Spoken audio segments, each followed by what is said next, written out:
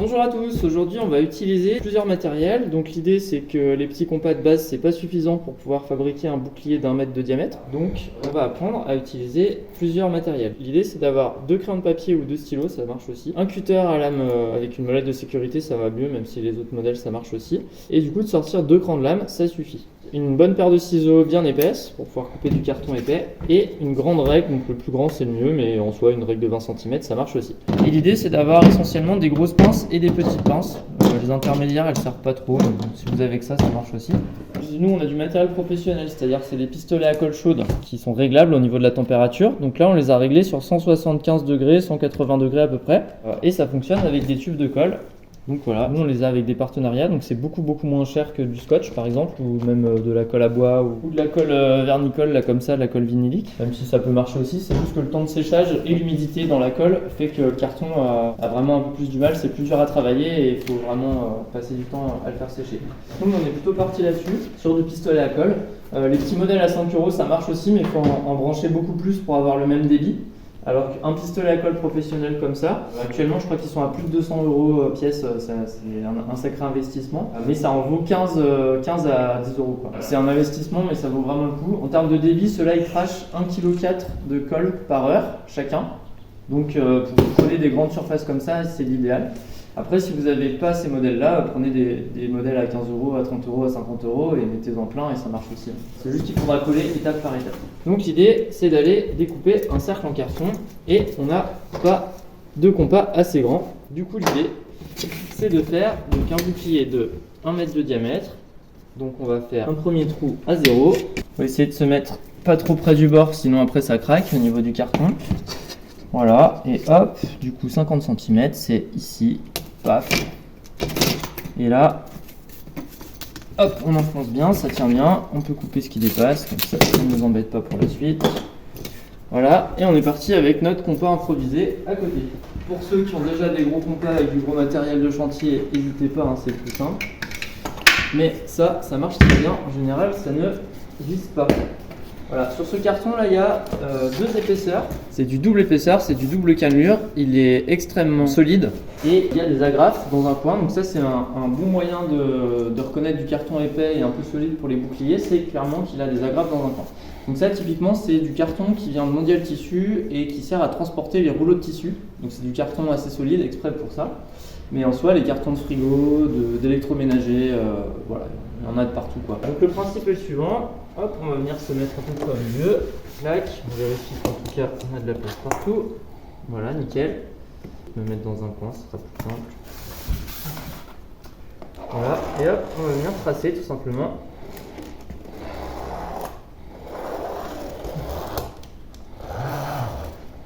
Hop. En faisant bien attention de ne pas couper les agrafes par ici.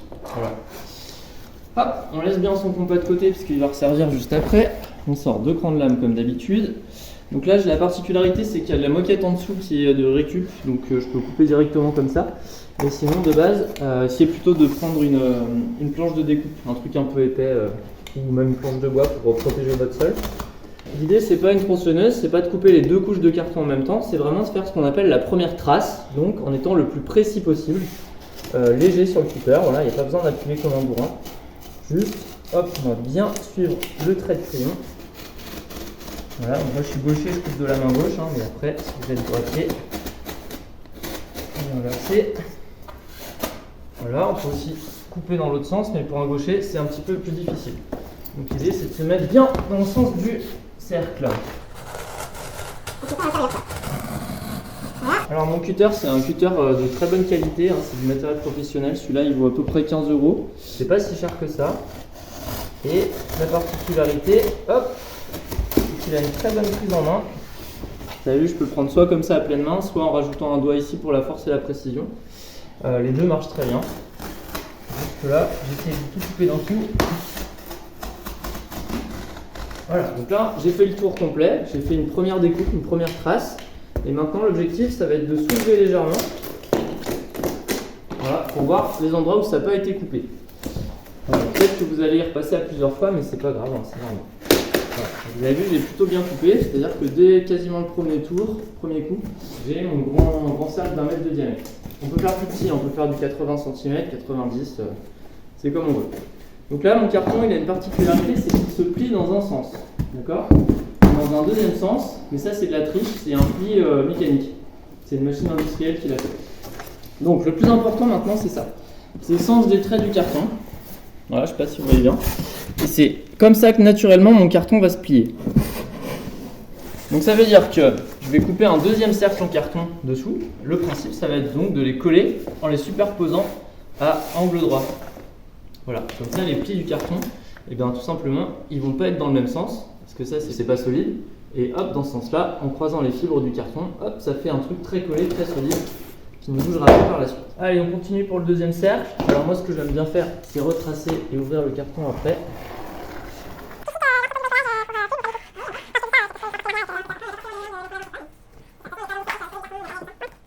Donc voilà, l'avantage de ce truc-là,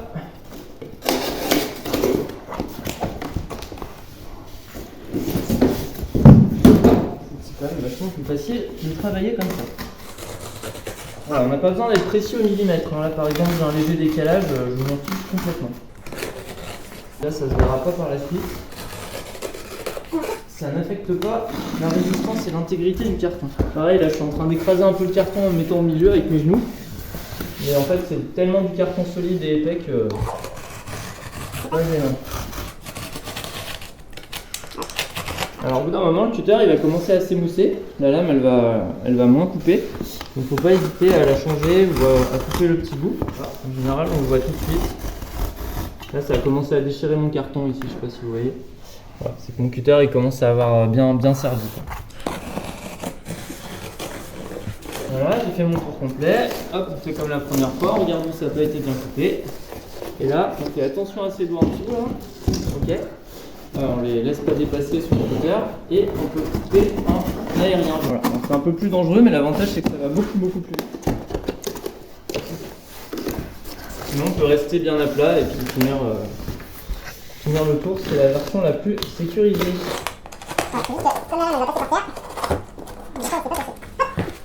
Alors, pour les petites finitions, on peut utiliser tout simplement une paire de ciseaux, c'est encore ce qui va le mieux. Hein.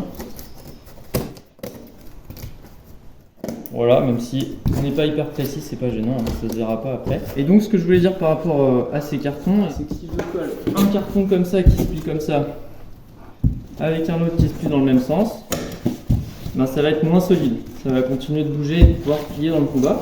Donc l'idée c'est de faire un angle de 45 degrés ou 90, c'est comme on veut. Alors 90, là le problème, c'est que ici c'est plié et là c'est plié au niveau mécanique. Donc c'est pas l'idéal. L'idéal ça serait de faire plutôt un angle de 45 degrés. Voilà, pour pouvoir mettre les fils du carton dans ce sens-là et dans ce sens-là. Voilà, comme ça et comme ça.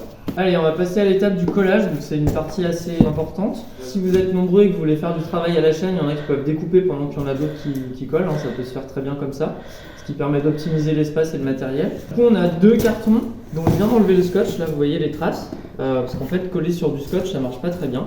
L'idée c'est quand même d'utiliser de la colle chaude en pistolet à colle qui a quand même la meilleure durabilité et le meilleur rapport qualité-prix. Donc l'idée c'est plutôt de mettre le côté moche à l'intérieur. Voilà, donc là si je remets les deux boucliers en mode identique, vous voyez le sens des fibres, il est vraiment sur la hauteur là dans ce sens là. L'idée c'est de le mettre en symétrique, donc de le tourner de 45 degrés, comme ça ça va croiser les fibres du carton et ce sera hyper solide. Vous avez maintenant à préparer votre petit matériel, donc essentiellement les pinces. L'idée c'est déjà de coller des petits bouts. Vous avez vu là il y a un léger décalage et du coup c'est ça le risque, c'est de mettre de la colle sur le bord et puis après de venir mettre les doigts dedans et ça fait mal. Donc si jamais ça vous arrive, n'hésitez pas à frotter la colle tout de suite. Voilà, avec vos doigts. L'idée c'est de l'enlever le plus vite possible pour pas se brûler et après d'aller mettre sous l'eau si jamais c'est chaud. Et si jamais ça tombe sur vos vêtements, bah là il n'y a pas grand chose à faire, hein. C'est un peu compliqué à rattraper. Moi personnellement maintenant je vais en service de teinturerie et ils arrivent à me les rattraper mais c'est pas évident. Alors on pourrait coller sur cette partie là mais la colle elle va glisser, ça va pas être pratique. Donc l'idée c'est plutôt de coller là à plat ici. Voilà. D'où l'intérêt de tracer avant. Alors on vérifie qu'on est bien bon de tous les côtés. Ouais c'est bon. Alors le stylo, le crayon de papier, c'est votre meilleur ami, hein. Il va vous éviter de vous brûler. Alors la technique qui marche le mieux, c'est ce qu'on appelle les points de colle. Hop, je vais mettre des petits points de colle espacés un peu partout. C'est typiquement ce qu'utilise l'industrie pour les cagettes de légumes. Voilà, donc c'est assez efficace. L'avantage c'est qu'on met beaucoup moins de colle et que ça a un peu plus le temps de coller. C'est-à-dire que ça sèche pas instantanément. Du coup là on regarde, si quand c'est sur les bords comme ça, hop, on peut mettre les petites pinces, les bébés pinces, on les met. Pas besoin d'en mettre trop partout. Là de toute façon la gravité elle est de notre côté puisque c'est quelque chose qu'on colle à plat. Donc là il suffit juste d'appuyer légèrement et en général ça va pas se décoller, il n'y a pas de résistance particulière. Quand on va commencer à travailler sur la poignée ou des choses comme ça, ou sur le manchon, ça va être plus compliqué. Voilà, mais là, à plat, ça marche très bien. Donc là, on continue, hop, petit point de colle. Avec les modèles qu'on a nous, comme la colle, elle a que à 170 degrés, on a à peu près 20 secondes, 20 à 30 secondes pour coller. Alors que sur des modèles qui chauffent naturellement à 210-230 degrés, on a un peu plus le temps. Par contre, si on se rate, c'est pas la même, quoi. Donc, n'hésitez pas à mettre des gants, des protections. C'est vraiment prévu pour. Le mieux, c'est les gants de jardinage. C'est un peu épais, ça va bien. Et s'il y a de la colle plein les doigts, bah, c'est pas très grave. Hop. Donc là, on utilise la gravité et le fait d'être dans le vide. Alors, pour cette partie-là, ça va être plus délicat. C'est pour ça que j'ai branché 2 pistolets à colle chaude professionnels. Voilà, puisque du coup, on va avoir une grande surface. Ce qui est intéressant, c'est qu'on va pouvoir commencer à tricher. C'est-à-dire que cette partie-là, elle se plie naturellement aussi. Donc peut-être qu'on va pouvoir garder cette partie-là pour la fin. Hop. Cette partie-là, hop, on la gardera pour la fin. Je vais le faire vraiment étape par étape, petit bout par petit bout. J'ai que cette partie-là à coller. Voilà, tout ça. Est-ce que je peux la resubdiviser en deux, par exemple, avec cette partie-là qui pourrait se plier? La réponse est non, puisque j'ai collé les fibres à un angle de 45 degrés. Donc là, j'ai pas le choix, il va falloir que je colle toute cette partie-là en même temps. Donc le principe, a priori, on enlève les pinces, c'est collé. Oui, j'ai attendu à peu près 2 minutes avant d'enlever les pinces. Globalement, si on part sur 3 minutes, on est sûr que c'est bon. Donc l'idée, c'est d'aller coller toute cette surface-là avec donc plusieurs pistolets à colle, plusieurs personnes, comme ça au moins, on est sûr de ne pas se foirer. Hop. Allez. Donc là, j'essaye de mettre des gros points de colle, ce qui fait que je vais avoir un peu plus que 30 secondes pour finir mon tour. Voilà. L'idée, c'est de bien partir des bords. Hop. Et quand on n'a plus de colle, c'est-à-dire que là, il y a un gros trou qui apparaît. Je ne sais pas si vous voyez. Hop, il n'y a plus de colle. Il suffit juste de pousser. Alors, pas trop fort, sinon, si on pousse trop fort, ce qui se passe, c'est que ça coule. Voilà. Donc, prévoyez bien votre matériel, bien les pinces, bien la colle, bien les ciseaux. Et les gants, bien sûr. Ça a besoin. Et là, hop. Le premier piste-colle, il est quand même arrivé au bout, malgré le fait que ça soit un piste-colle professionnel. Hop. Et là, ce qu'on peut faire pour les finitions, c'est faire un petit liseré de colle comme ça, mais c'est pas du tout obligé. Tac. Voilà, c'est la technique du fil de colle. Et là, le plus important, c'est vraiment de se mettre à plat et de plus bouger. Si vous appuyez, que vous relevez, vous appuyez, que vous relevez, vous appuyez, vous relevez, ça marche pas, ça va coller, décoller, coller, décoller, et ça marchera pas très bien. Donc ça met une colle plastique extrêmement solide entre les deux cartons. Si on rate le collage, il va falloir l'enlever intégralement avant de pouvoir recoller. Voilà. Recoller par-dessus, ça ne tient pas. Donc c'est pas évident. Du coup, c'est un petit peu long là, les 2 minutes on tient. En général, on sent la chaleur qui sort du carton et on sait à peu près quand est-ce que c'est bon, quoi. Dernière étape. Donc là, on reprend les pistolets à colle. Hop, on vient mettre des bons points de colle bien épais. Ouais, c'est à peu près tous les 5-6 cm, ça suffit. Donc j'appuie, je relâche au niveau de la gâchette. Hein. Hop. Clac. Et je viens rajouter les pinces très rapidement. Même si tenir à plat, ça marche aussi. Hein. C'est juste que quand il y a des pinces, bah, ça permet de faire autre chose en attendant. Là, on va aller travailler sur le manchon. Donc c'est la partie protège-bras qui va tenir ici au niveau du bouclier, et la partie poignée, donc qui sera ici, à base de carton simple. Mais si vous avez d'autres matériels, après, c'est possible. Alors oui, on est parti sur un bouclier à 2 couches de carton parce qu'on pense que ça suffit. Mais si vous voulez rajouter une 3e couche, ça peut être encore plus solide. C'est juste qu'en général, avec des techniques de renfort et de décoration qu'on va mettre par la suite, normalement ça suffit. C'est assez solide pour tenir plusieurs batailles. Typiquement, ça c'est un bouclier qu'on a utilisé des années avec les enfants sur du trollball et du jeu turbulent. Donc il est un peu plié, il est un peu morflé. Et pourtant, il y a en gros 2 couches de carton fin dessus, quoi, plus la décoration, plus quelques renforts derrière. Voilà, c'est un bouclier qu'on a même utilisé pour la chasse au mammouth avec des maternelles, donc autant vous dire qu'il a été un petit peu mis à mal. Vous avez des boucliers comme ça, donc celui-là c'est pareil, il a quelques années, il a vraiment bien vécu. Et la poignée, du coup, on l'a fabriquée avec un tube à la bonne taille. Donc on a récupéré chez notre médecin, chez notre fleuriste, au garagiste du coin ou à Mondial Tissu, enfin dans les magasins de tissus. Et là, celui-là, il a tellement vécu qu'on a mis plein de pansements en fait. On l'a renforcé par derrière, ce qui fait qu'il est un petit peu plus lourd quand même que d'autres boucliers. Par contre, avec des techniques de décoration simples comme ça, en croisant les fibres, on arrive à avoir un modèle finalement très solide, voilà, et durable dans le temps.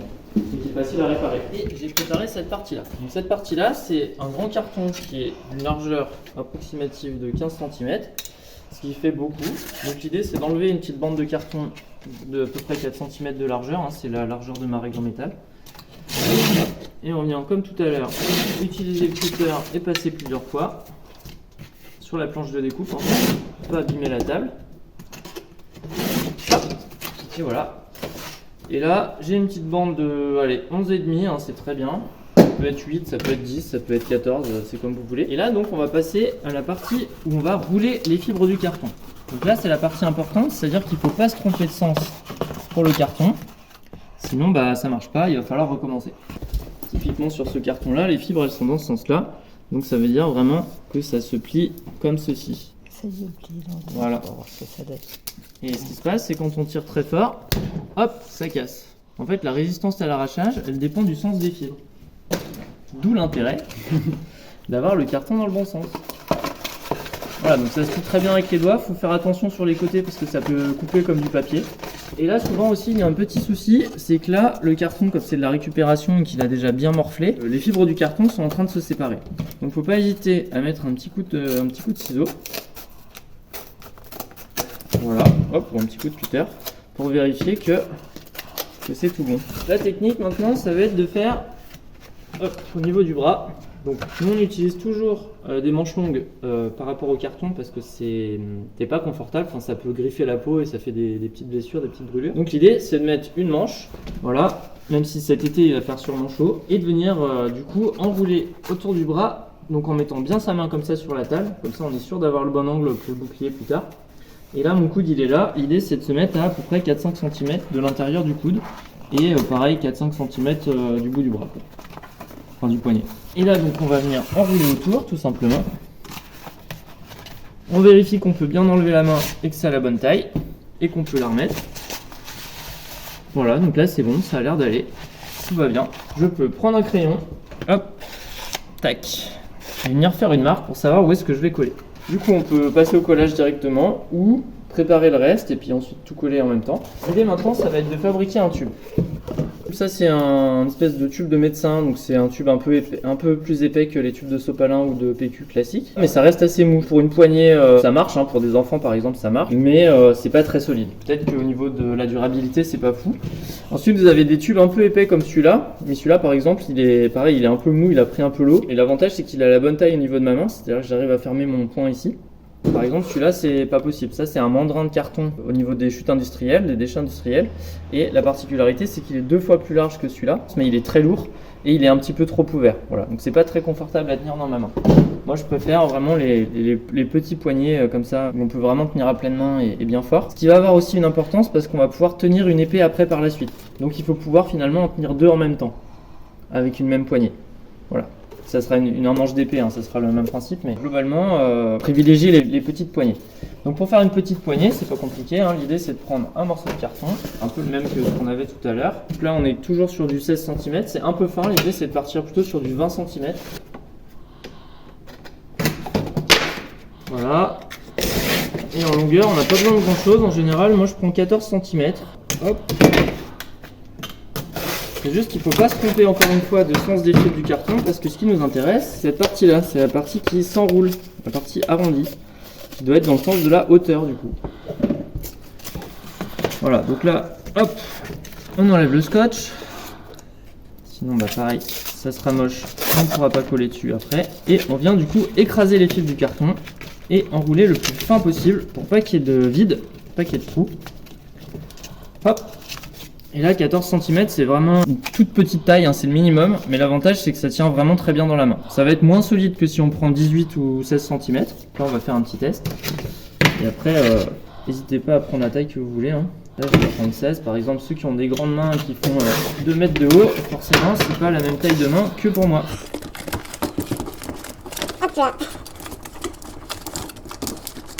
Là, c'est du carton épais, double épaisseur. Du coup, c'est un petit peu plus dur. Voilà. Et là, en vrai, celle-là, elle est pas mal. Là, quand je la tiens dans la main, elle est plus confortable que la première. Si jamais vous êtes loupé parce que vous avez fait trop court, n'hésitez pas à recoller le tout, hein, ça marche aussi. Bon là par contre c'est un petit peu large, mais ça peut marcher. Ok, on va coller ces deux-là. Pour l'instant, hop, on est parti sur le manchon. Hop.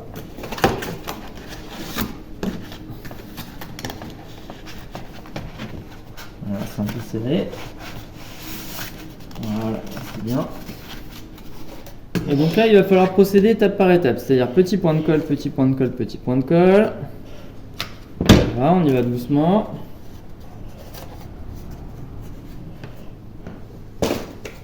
Hop. Voilà, on vérifie que c'est la bonne taille, tout à fait, c'est bon. Hop.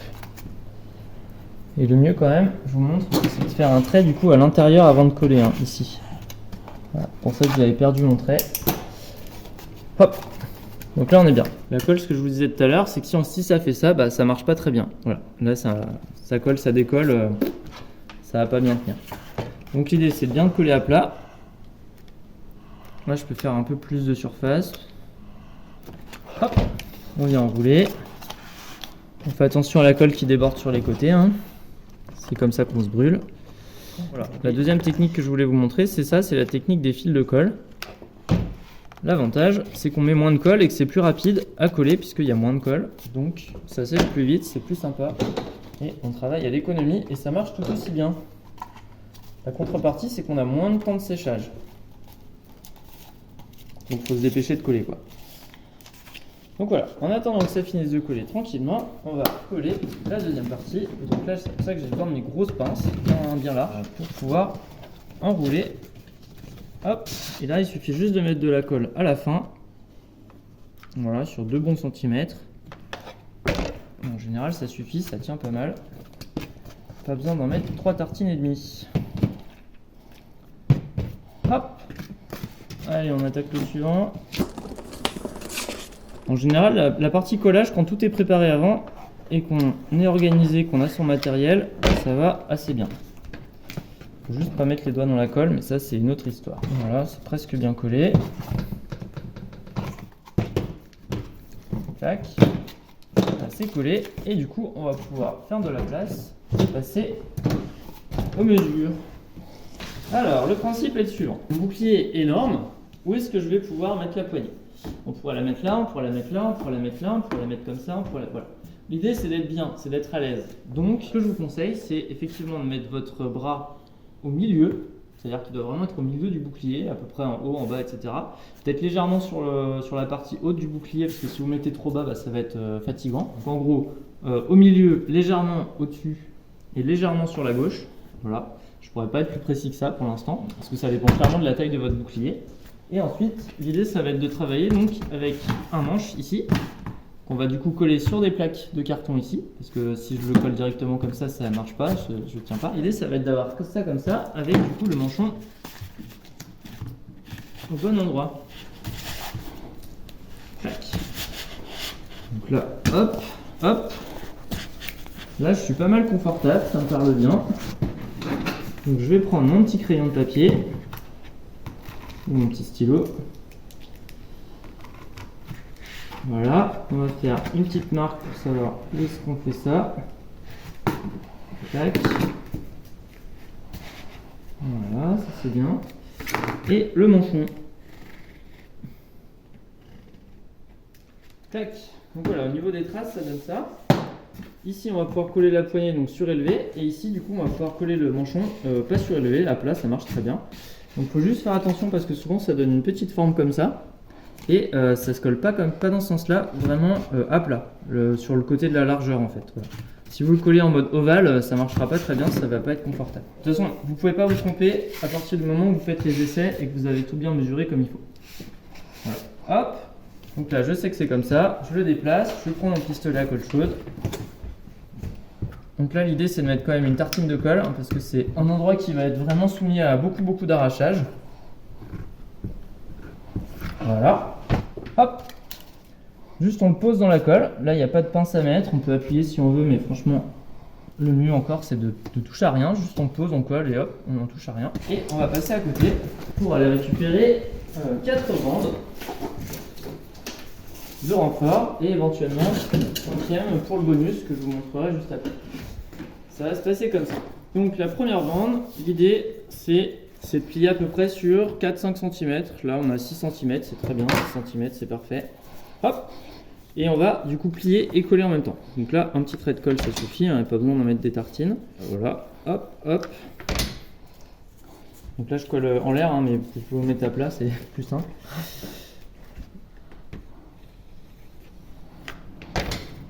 Voilà, hop, hop, hop. Et là, je pense qu'on est à peu près bon. On a l'air bon. Je vais en faire un dernier et après, ça sera parfait.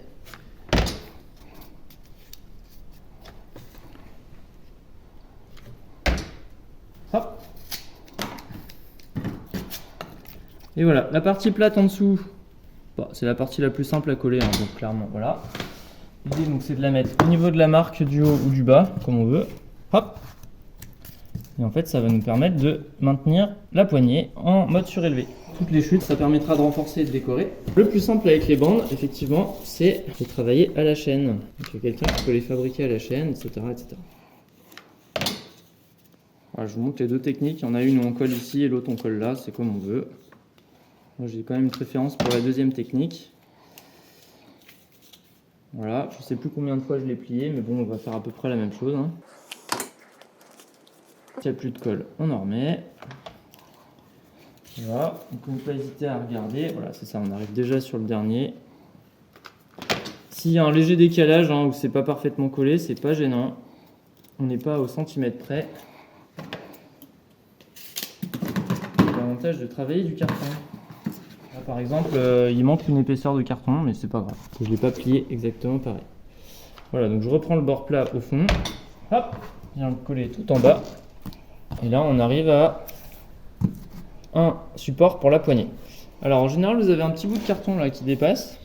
Du coup, il y a un sens où vous allez être plus confortable au niveau de la poignée. Donc, n'hésitez pas à le prendre dans le bon sens. Et du coup, à préparer pour le collage. Un gros point de colle là, un gros point de colle là. On prend la poignée confortable. Voilà, nickel. Clac. Nous, c'est quand même d'essayer avec le manchon. Hein. Voilà, s'il y a des trucs à bouger, genre c'est trop haut, trop bas, ou j'en sais rien. Ok, super. Ensuite, on va rouler les bandes. Donc le principe, c'est de prendre les deux bandes de renfort qui vont venir donc par-dessus. Donc là, il me faut... On est sur 36 cm de long. Voilà. Hop, un coup de genou, c'est encore le plus simple. Voilà, on a arrondi la bande. On vient mettre de la colle tout le long. Donc la technique des fils de colle, ça marche bien. Mais si vous n'y arrivez pas, prenez la technique des points de colle. Donc les points de colle, on appuie, on relâche, on appuie, on relâche. Les fils de colle, on appuie, on continue. Après, on relâche et on réappuie, on continue. Faites attention parce que là, c'est chaud. Là, on a préparé les bandes, les pinces, tout ça. Hop. Et là, le truc technique, c'est d'arriver à coller donc les deux côtés en même temps. Sans qu'il y ait de vide, sans qu'il y ait de jeu. Voilà, et le plus simple pour ça, c'est de prendre la pince. On a l'impression que ça a été fait pour. Et là, je tiens bien à la base avec mes doigts. Je tiens 1 minute, 1 minute 30, ça suffit. Et du coup, il va falloir le refaire donc de l'autre côté, en haut. Voilà. Et l'idéal, ça serait de mettre une deuxième bande par-dessus. Comme ça, on est sûr que ça bouge pas, que ça se décolle pas et que c'est vraiment solide. Allez, on appuie bien fort, on pousse bien dans les creux, dans les trous. Faut pas qu'il y ait de jeu. On a 20 secondes pour coller, donc il faut quand même se dépêcher. Voilà, on met bien la pince, on tient. Voilà. Et on va pouvoir faire la même chose avec la deuxième bande. C'est éventuellement de reprendre 36 cm là. Hop, 35, 36. Pareil de l'autre côté. De toute façon, vous pouvez faire un essai, hein. Vous tirez un peu fort sur la bande, vous regardez tout de suite s'il y a une faiblesse ou pas. Hein. Allez, un coup de genou. On enlève la pince et on met la deuxième partie. Et là, vous allez avoir une résistance à l'arrachage qui va être vraiment très bonne. Alors, je rappelle qu'on utilise des bandes de carton double épaisseur, hein. C'est du double ondulation. Si vous travaillez avec du carton de mauvaise qualité ou plus fin, ou même Caprilo, vraiment prendre ça en considération. Ça marche, hein, mais il faut juste mettre plus de couches. Allez, dernière bande.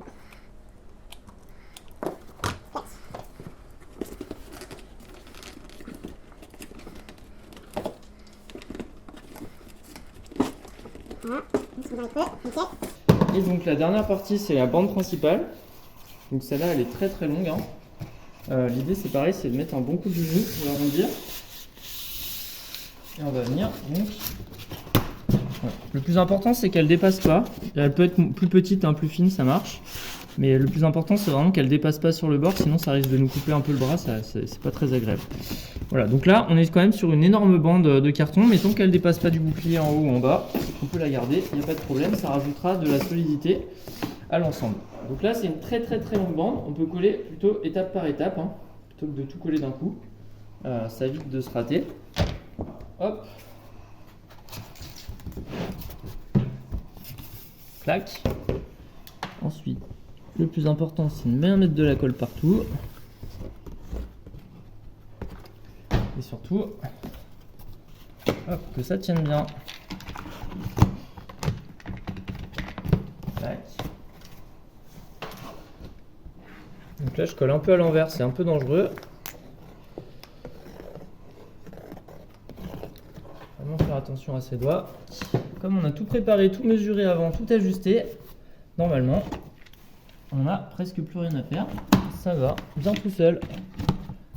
Voilà. Et là, c'est ce que je vous disais, c'est contrairement à tout à l'heure où la gravité est de notre côté, ici on est obligé de mettre des pinces parce que sinon, comme c'est vraiment en 3D dans l'espace, avec un carton qui veut de base retourner à cet état-là, c'est-à-dire l'état plat, dès qu'on fait des arrondis, etc., il a tendance à pas être trop d'accord le carton, quoi. Dernière bande, donc c'est pour ça que j'avais rajouté un petit bonus. On peut éventuellement, si on veut, faire passer une bande comme ça ici. Voilà. Donc là, c'est à condition qu'on ait pris un peu large au début, au niveau du manchon. L'avantage, c'est que ça va solidifier le tout et que ça va être plus confortable pour passer le bras et l'enlever. Voilà, je vous conseille de faire ça, il n'y a pas besoin d'une bande très longue, hein. Là, typiquement, on a une bande de 25 cm, ça suffit. Voilà, hop, on va la coller.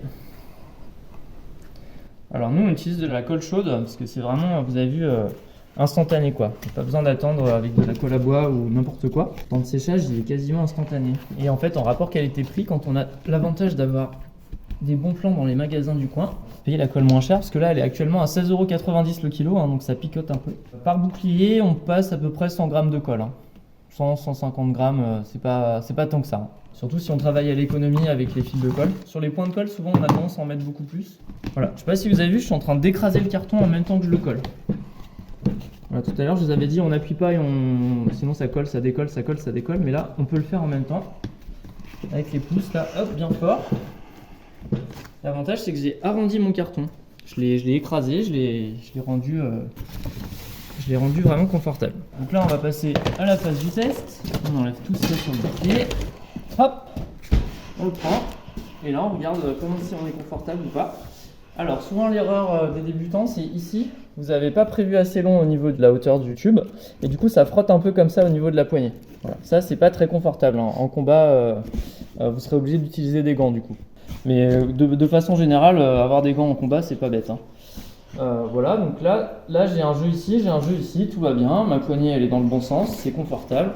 Je me sens à l'aise. Voilà, je fais des grands mouvements, etc. Ça tient. Si ça craque à cette étape-là, c'est pas grave, on répare, on recolle et on commence. Voilà, n'hésitez pas à vraiment faire des essais, grand coup de bouclier. Voilà. Ça doit être confortable dans votre main, quoi. Si y a quelque chose qui ne va pas, il faut le changer maintenant. Parce qu'après, pendant le combat, clairement, ça sera de pire en pire. Si mon manchon il est trop bas, mal incliné ou j'en sais rien, décollez-le maintenant, enlevez la colle, hop, et on recolle. Il y a une partie des bandes de carton qui reste dans l'histoire, poubelle, et on recommence avec du carton neuf, enfin neuf de récupération, mais enfin une nouvelle bande, voilà. Ici, il y a un décalage au niveau des bords de mon bouclier. C'est ce que je vous disais tout à l'heure, c'est que c'est pas du tout grave. Pourquoi ? Parce qu'on va passer à l'étape d'après, qui est vraiment la dernière étape avant la décoration, sur le côté intégrité. Et donc c'est les petites bandes de carton qu'on a gardées de côté depuis tout à l'heure et qu'on a coupées en quantité astronomique. Le principe c'est de faire à peu près la même taille, hein. L'idéal c'est de prendre des grandes longueurs. Hop.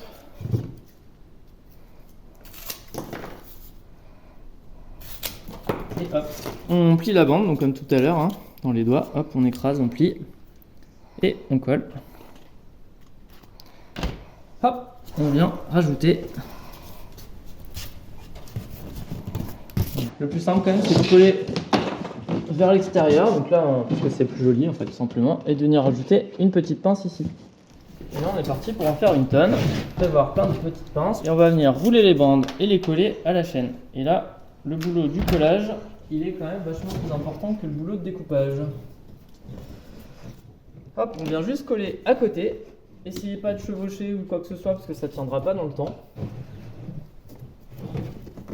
Hop. Et d'essayer d'aligner un peu pour que ça soit joli, quoi. Clac. Donc c'est ce que je vous disais par rapport aux tailles de bandes, c'est pas très important parce que si elles sont un peu plus grandes derrière ou un peu plus petites, en fait ça se voit pas. Voilà, ça se verra pas trop. L'essentiel c'est de faire joli devant.